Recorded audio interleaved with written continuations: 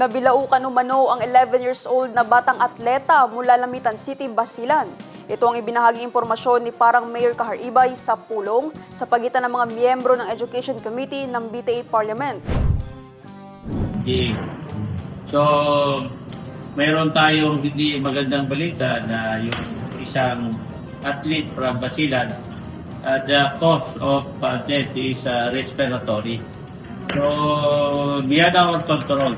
Wala naman din talagang nakakaalam kung hanggang saan. Allegedly, nabilaukan doon yun. Yung bata is 11 years old. Na anong event niya sana siya? Sipak takraw. Lalaki.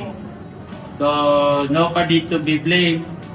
Kasi talagang pag oras mo na nandiyan na. Pero as a procedure, yun ang napag-alaman ko na before a delegate, before an athlete could join, they have to secure their respective medical certificate from their respective provinces.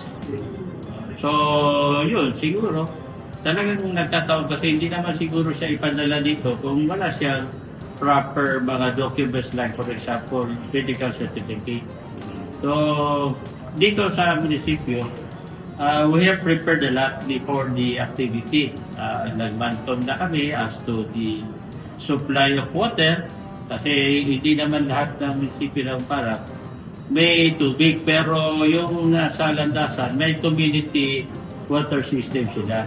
So dito sa urban barangay sa Para, meron kami municipal water system. Level 3. Ibig sabihin ng level 3, kada bahay may tubig. Oo.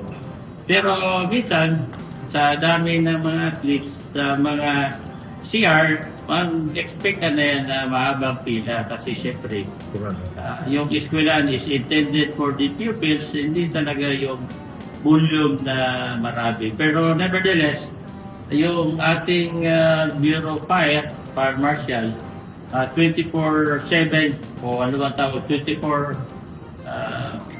hours sila nagbabantay, including the Philippine Marines, nandiyan na.